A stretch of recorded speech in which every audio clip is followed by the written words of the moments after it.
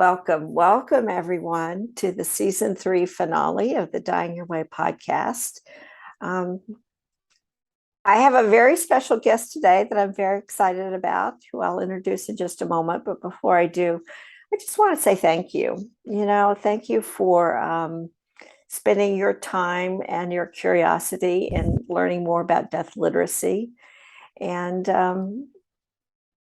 it has a ripple effect. So if you hear about it and you're inspired to take responsibility for your own end of life that we're all going to go through, it has a ripple effect by other people seeing that kind of progress. And the goal of that is to just be able to live life more fully.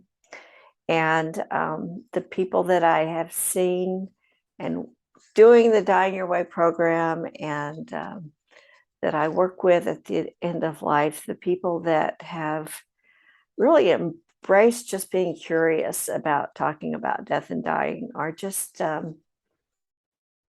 living a life that is not bogged down with a lot of stuff. And that's really the goal here, is that we're just not having to carry around fear and anxiety about death and dying. So that's why we talk about it. But my guest today is the co-founder of Dying Your Way. So we started out the season and I introduced myself and talked about being an end-of-life doula and what that was all about. But behind the scenes of Dying Your Way, there is this person who has overseen the financial aspects, the technical production aspects of Dying Your Way, that it just would not exist without him. And I happen to be married to him, but he is a lovely human being. And some of you may have already met Terry, but my husband is Terry Mepham, and he is co-founder of Dying Your Way. And we're going to share some really exciting things about the future of Dying Your Way and just get a chance to meet him. It's a wonderful human being. And I don't say that lightly. Hi. Hi, how you doing? I'm good. Is this weird that we're talking like this? I don't know, maybe. Okay, But guys, this is Terry. hi.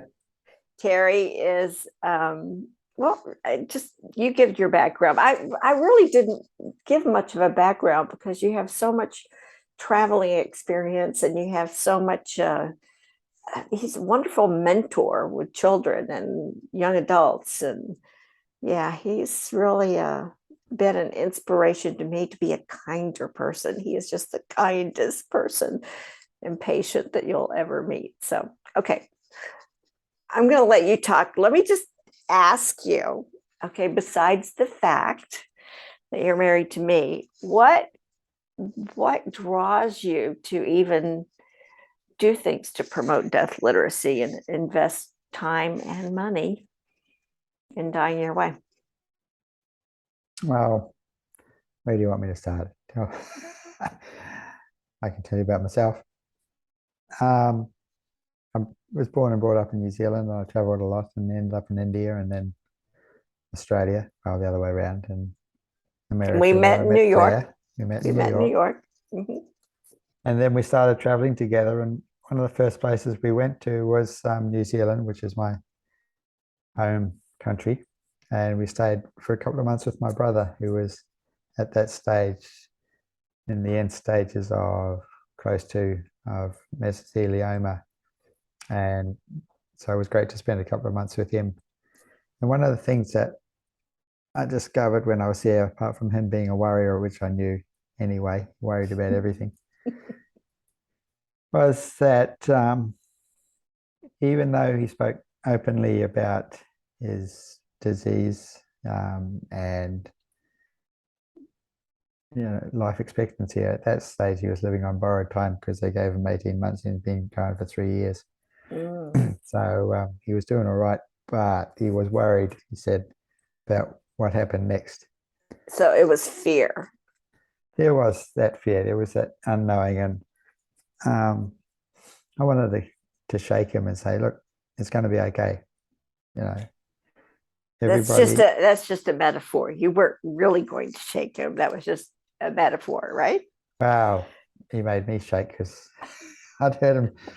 I'd heard him go on about it so often. Yeah. Um, because once he gets something in his mind and he keeps worrying anyway. So what I said is, you'll be fine. You know, mum and dad will be there to meet you. No worries. How did you know that? I just know. I mean, it's um, my spiritual practices, which I've been doing yoga for over 40 years and meditation, and that tradition of that body of knowledge of the scriptures of India and and other scriptures too, you know, in Eastern and Western. Um, it's just a knowing inside me that we've done all this before. We're not new to this game. You know, we come into this life just before we come into the life, new life. You know, we look into the light that the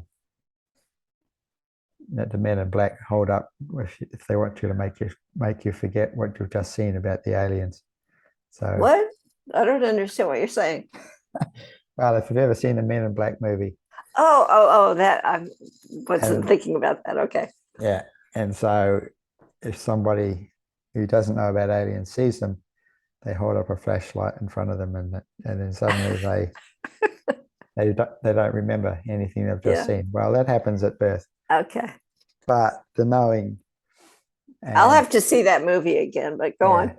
the knowing and everything that I've learned and from my own practices and studies affirm that we've done this all before, so don't worry about it. It's going to be fine. But that was that was what came up for me then. But just that he didn't, um, uh, that he worried about it still. That fear was still there. That fear of the unknown, and really, death and dying is not something to be afraid of, unless you've been a real bad bastard, and then you might worry about what's going to happen next. But for the most part, um, we're looked after. We never die alone, even if we're the only person in the room at the time. And so it's a sacred event. You know, so Yes. that was a big thing that got me into this is getting over the fear, helping people get over the fear. But also another thing that I noticed being with him was the practical details. And though he talked about his passing or that wasn't going to be here for that long, his wife still hadn't learned how to do online banking and do those practical things that he did all the time, and he hadn't taught her yet. And so there's this, and this is what happens with a lot of people, and this is why going away came into being, is because people don't prepare for what is inevitable, and so many things get left undone, and that in itself becomes a problem. So Yeah. trying to help people with that. Yeah.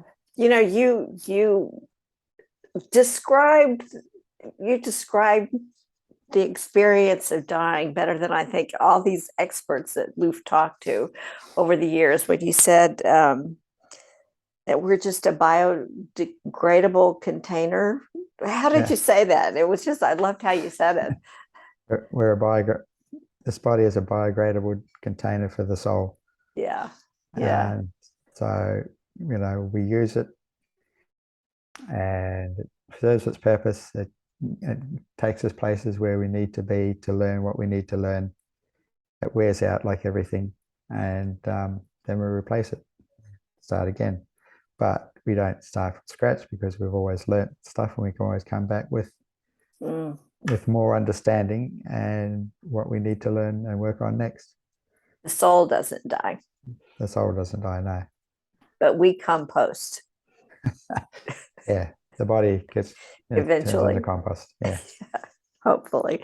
Um, okay, so we've we talk about this like hours a day because that's our business. But for the audience, just talk about what is death literacy and why that's important, in your opinion. Uh, Death literacy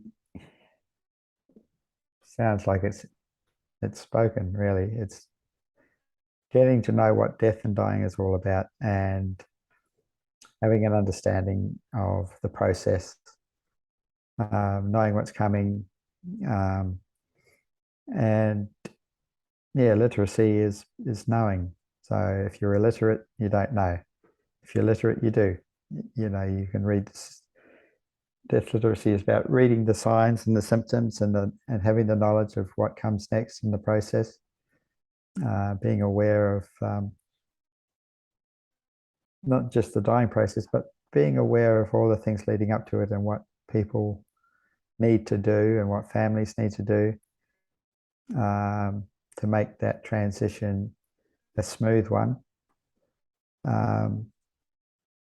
Yeah, I find that a it's lot of learning. the things that we do, really, even though death is, as you were saying, really a sacred event, not to be feared, but a lot of the things that we do to mitigate that fear is action, and the action of doing the preparatory work, whether it's your paperwork or it's just um, getting rid of some of your stuff, or just planning a funeral, whatever it is. That kind of work does a lot, don't you think, to just mitigate the fear if you've got those practical things done.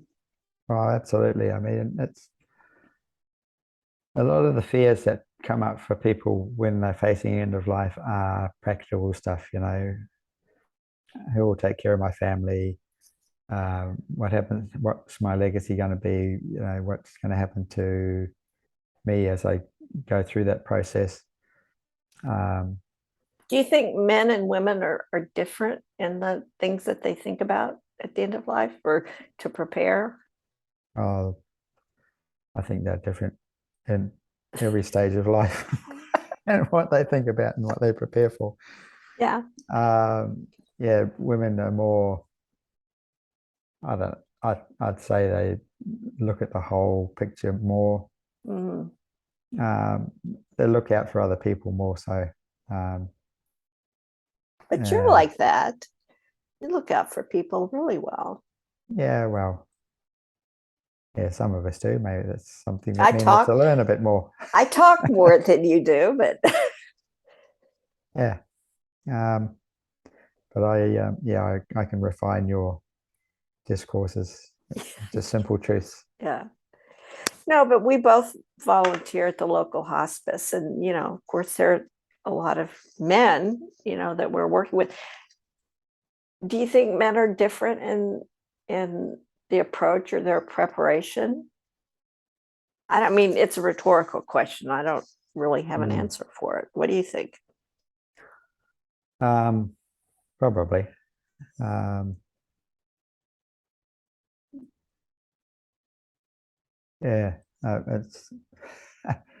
I'm not sure where I fit on the spectrum of being a man in terms of what I've learnt and what I haven't yet compared to others. Well, okay, I will say this. I think, and experience with you too, but it's just like I think men are less likely to articulate their preferences, which is really the first step of being prepared for death literacy, is to just have some mindfulness about what is going on inside of you and being able to speak that out loud. You know, uh, Mm. like when we go to the doctor, you want me to be there. So, because I'll say stuff. Yeah, yeah. Well, yeah, that's a man thing. That I mean, women talk to understand stuff, um, whereas men, given a problem, will take it inwardly and work it out before they speak about it. Okay. Okay. Women Well, that's a work good out, difference yeah, to women work understand. out things by speaking about it. Men work things out, and then they talk about it when they thought that, when they figured it out, when they've got a solution. We're solution orientated. So maybe that's a way that we can, when we talk about being a continuous learning organization, maybe we need to rethink working with men, in a different way, so it addresses what you just said, that they need to work out the solution and then talk about it. I mean, there just aren't enough men that are doulas. I can count them on one hand. And, you're one of 2 or 3 of the local hospice doulas that are men. So why? Why? I mean, maybe we need to pitch this to men in a different way. Like, if you state the problem, how are you going to work this out when it happens?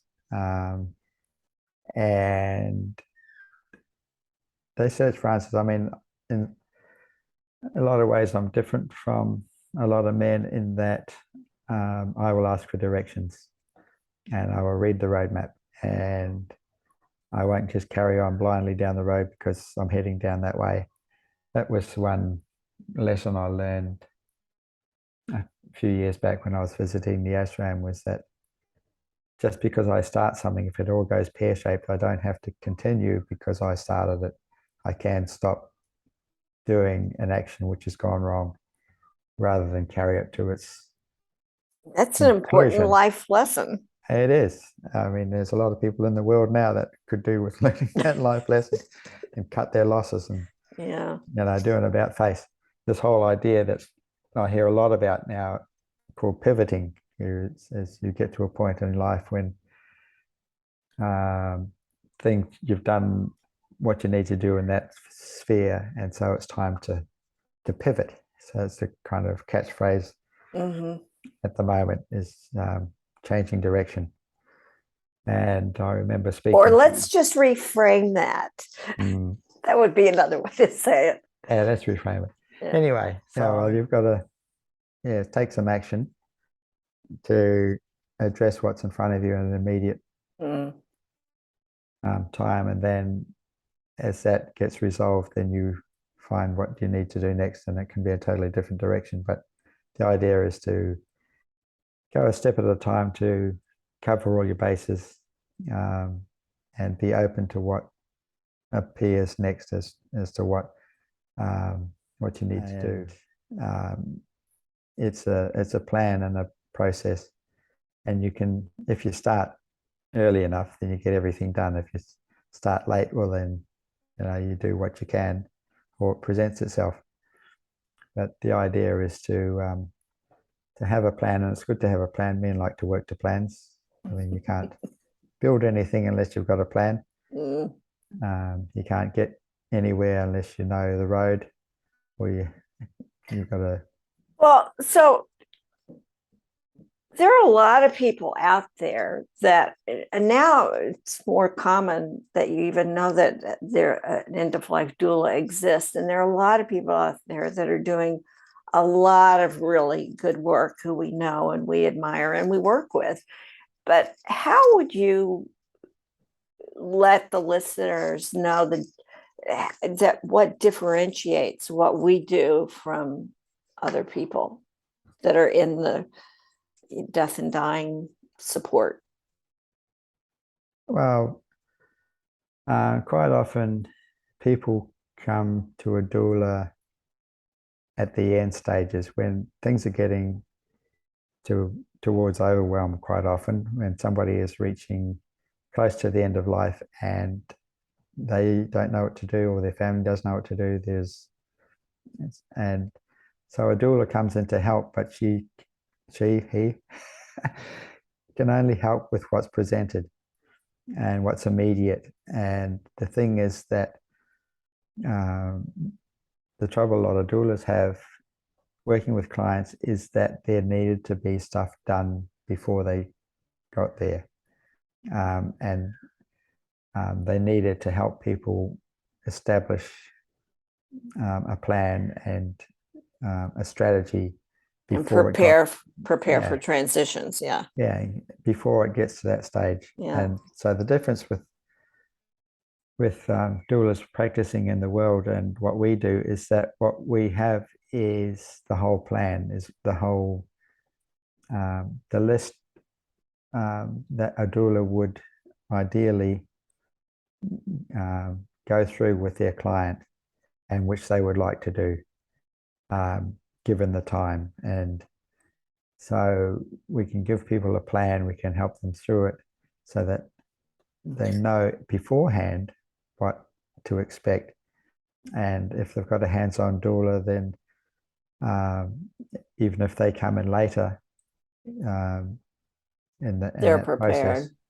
they're prepared. They've got all that other stuff in place, and the doula helps them through that end of life stages and the stages of dying and the grief and bereavement and all of that, which is what they're skilled in doing. But really, they would like the help beforehand. They would like the planning to have happen beforehand, because if that planning doesn't happen, there's so much more angst and stress and trauma that is loaded on to that Yeah. end of stage. One of the benefits, I just did a podcast just earlier today for someone that was, we were talking about this. One of the benefits that came out of COVID was that now telemedicine is standardized. People talking on Zoom is standardized. But let's be honest, we started this way before COVID, and it was to meet a lifestyle choice that we had of we were traveling a lot. So I think what differentiates us is that we are pretty much online. Not that we don't work with people one-on-one, we do, but 75% of what we do, we can do it online. And I think people like that, don't you? I mean, what do you think? Yeah, well, it makes it more available to people. It definitely adds that element to it that people can work through this process in their own time and also have Privacy. Some yeah, people are very private. they are, and also the support is there and it's also available. Like we do live trainings with people, which are great because people in that situation, they can actually share with other people that are going through what they're going through or what they may be, soon going through. So that's a great benefit of doing it online, is that you can meet up with a whole bunch of people. Well, so I mean, obviously we do trainings live in person. We do trainings live online. We have what they call evergreen. You want to explain to them what the evergreen course is or training? Well, what we've done with the training is recorded all of these sessions when we've done them live and put them on video and on the website so that anybody wanting to do the training can purchase the training program and do it at their own pace and at whatever stage they're at, With the course curriculum and the yeah. So it's all there, and they can do it, and their family can do it with them. And at the end of it, they have an end of life plan, which they can share with the people they need to share it with, the That's the people in their goal. support group. That's the goal. That's the goal, is that you have a plan that other people can follow, so you know what the stages of dying are, what you're going to go through, but also who's going to help you at those times when you lose capacity, how much medical intervention you're going to have along And it's the way. different for different people. There's no right or wrong way. So no, it does. It's you tailor it to your own needs. we listen. Yeah. We listen. And the idea is that you get to know what your needs are, what you expect them to be, how you want it to play out. You take control of what you want your end of life to look like and who you want to be there and how you want it to play out. And that's why we came up with the name of Dying Your Way. It's your choice as to how it all pans out. And the thing is that if you've got a plan, then the people that are around you, that your loved ones, your family and friends, they're not second guessing. They're not having to work out, well, what would she want at this time? You know, I think she'd like this. I think she'd like that. And if you know what you want, Saves a lot of arguments, huh? it, it certainly Yeah. does. And if you're clear about it, it makes so much more sense and so much, and it helps the family so much more if they know, you know, you've got it written down. This is what I want you to do with my body. This is what I want you to put me, you know, and this is where this stuff is going. So anyway, for the listeners, the Dying Your Way end of life training is 10 modules. And it's like you said, it's like if you don't have access to a doula, but you need the services or what a doula would do, you just go through these 10 modules, and then at the end of it, you have an end of life plan, but you're making informed choices because you've gone through those 10 modules. So, and then with that plan, you're actually sharing it with your nearest and dearest and the professionals that are serving you. So, like Terry said, when you don't have capacity to speak for yourself, you've shared this plan and everybody's in the same boat, rowing in the same direction, doing what you have chosen to determine. Dying your way, it's your way. And I'm glad you said that about the name of the business, Dying Your Way, because it's been misinterpreted. I'll be real honest with the listeners out there. It's not about anything that has to do with death by suicide. It doesn't even have anything to do with medical aid in dying or voluntary assisted dying. It is really about natural death that we all will go through, and making that a glorious time so you are prepared. So the time that you have left, you're living your life fully, you know, because you aren't weighted down with all of these decisions that quite honestly need to be made to have that kind of peaceful transitions that we constantly see people have now because they've gone through the trauma. I'm interrupting, but I just wanted to jump in there and say that. Yeah, it's good. The thing is that you need to have these conversations early on in the piece so that things get sorted out when they need to be, when things are clear, when you're clear. And the thing is that you make a plan and it can change and will change over time.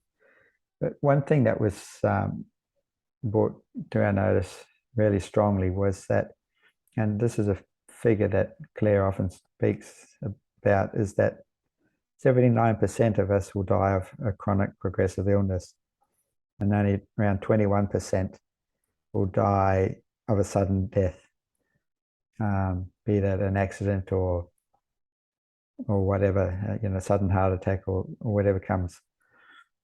Well, there's an interesting thing that I found out, researched,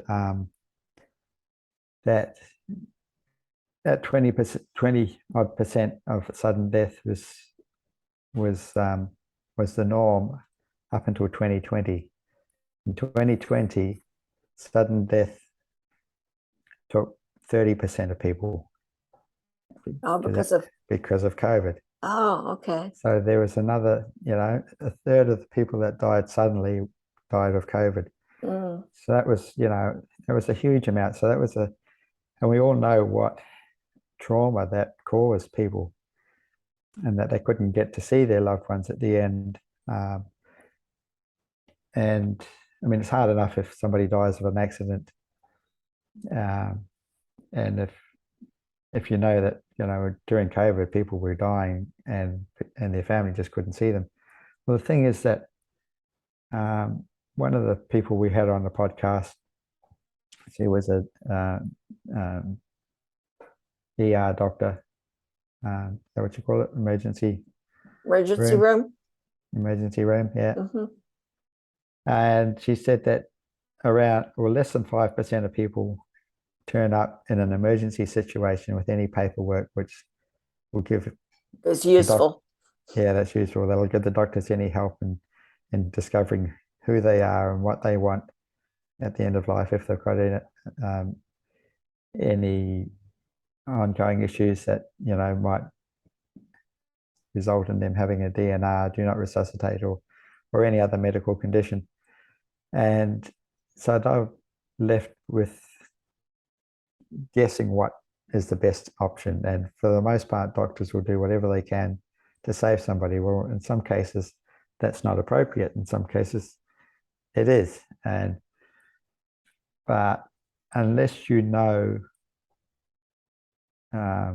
what you want to happen in an emergency situation And you and have a have that, medical power of attorney. yeah, and you've got that written down somewhere Mm, and can communicate it, then who knows? yeah. I mean, we both have what's called a Medio card, which we carry, and it's my informed decision on video, and it tells anybody who at the emergency room what procedures and protocols to follow. It has a If QR code. It's just Yeah, really easy to bring up. Yeah. and the thing is that yeah, it's easy for them, and I mean that will change over time because at the moment we're both healthy, and so if we turn up an emergency situation, then they're going to do whatever they can to save us. Hmm. If as we get older, 20 years down the track, we might be infirm and might be all sorts of things going wrong, and that'll change. So there'll be certain procedures that Mm. won't be um, suitable or recommended, Desirable. desirable, Yeah. and so we'll change that. But unless you've got it there, who knows? It's best to be prepared in that sense. You really got to. It's not about just when you think just when you're getting close to end of life that you need this stuff. You need to at least explore it and go through it so that it's there and Just taken get care it of. done. 12 hours of Yeah. taking a course online, and you can say it's done. I can live my life because I have taken care of this business. Well, anyway, well, we could talk on and on about that, but I wanted you to tell them about what we're planning for 2023. What's coming up? What are we doing? Well, we launched our business to business program so that we're looking at taking dying your way end of life training into uh, organizations and groups so that they can benefit their members. We've had one of our doulas was approached by a corporate firm that wanted her to look after somebody's niece whose husband had died. And that's a way of offering services to a larger group in terms of if they ask for the doula to look after the needs of one person, if they then asked her to train the rest of the staff or bring bring them up just to scratch in their death literacy as to what to expect and what they need to plan for, then that would help them. They would know that they're looking after their staff in that sense. It really is an educational benefit that a lot of corporations, but certainly businesses or community groups or state attorneys or mental health professionals, people that, find themselves in the end of life realm, but have had no training in death literacy themselves. It's a way for them to support their client base or their constituency, or even government agencies, to be able to use this as a tool, an educational tool, before the need is there. Just knowing death literacy. And again, we take them through the training, and the end of it, everybody has created their own end of life plan. So that's something that we are launching, and we're really excited about taking it to large groups. And again, because we're online, we can work with anybody anywhere, and effectively. But we've also, okay, so we've also been working with professionals, doulas, and they know the training, they've gone through the training, and we'll tell them about the affiliate program and how that works. Well, a lot of doulas really, when they go through the program, see what a great benefit is for them as well as their clients. And it's something we all know, and they know that people out there in the community need to know this stuff. And how do we get it out there? Well, so we've launched an affiliate program whereby people working in the industry, people that are doulas that are out there, and others that are or educators. Nurses, or trainers, corporate trainers, and HR people.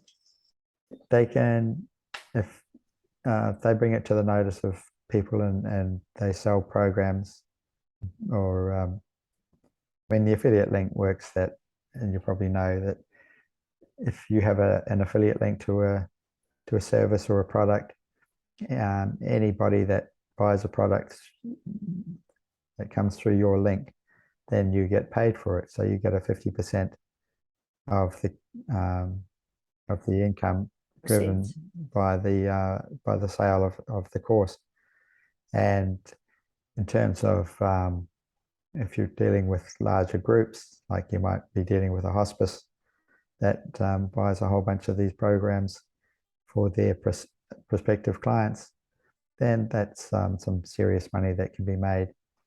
And we don't see it as something that is being resold to people. We see it as corporations or businesses that have marketing budgets, that they take this as an educational tool that they are giving to their clients, their existing clients, to potential referrals, that it is something that is adding value to the service that they're already bringing.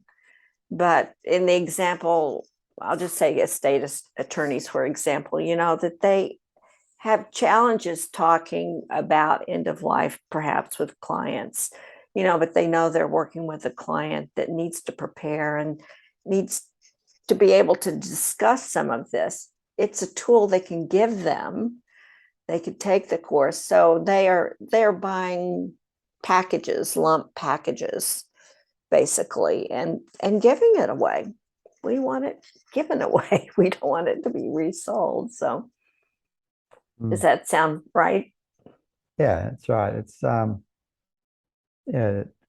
It's great for groups and organizations in that sense to actually help the people that they're caring for, that help the people that they're who are their clients. And I mean, here's a shout out to insurance companies. When somebody knows what is happening at the end of life, and they know the stages of dying and what's going to happen, then they can take charge. And the thing is, at the moment, death has become a medical condition. It's not a humanitarian or human experience anymore, for the most part. Well, they're dealing with medical symptoms that are appropriate to deal with medical symptoms, but that's right. There's a lot more going on than that. Yeah, often they'll over deal with them because it's in their nature to try everything they can. But there's a point when curative treatment or invasive treatments are no longer of any use, and then the fact that they more often than not shorten life than prolong it, just because of the stress they put under the body under. And so any extra procedures that are not needed are costing money. I mean, and insurance companies are paying for them, so that they, if their clients knew and prepared themselves better, then they would end up saving millions in terms of medical expenses. While at the same time giving the Mm, patients what they need and want, which is probably to be in their own home, surrounded by their family, yeah, having their symptoms appropriately managed. But yeah, yeah, it would save money for a lot of mm, for insurance companies. It would. It would.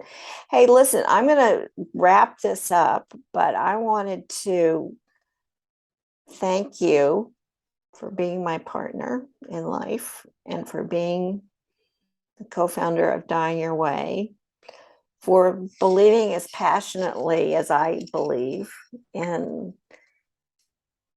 the sacredness of the end of life and the mm. constancy that you bring to this that we're giving the world. I mean, I love you, but I love you for that, and I thank you very much. And to our listeners, hey, okay, no tears.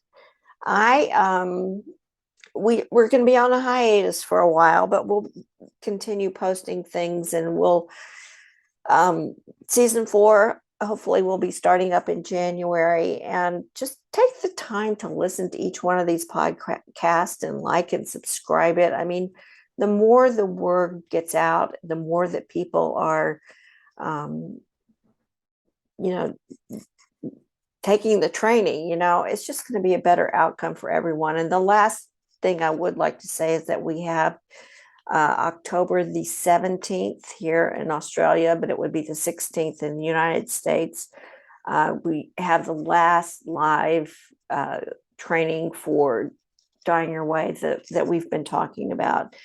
And so I invite you to go to www.dyingyourway.com. We'll have the link below. And anything that you can do to encourage your family and friends to just have a conversation and be curious. I think that's what Terry and I have learned more than anything, that it's the people that are curious and look at death through a completely different lens that have the best outcomes.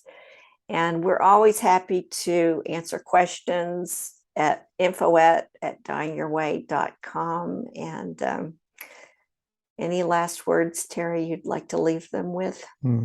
Well, yeah, definitely.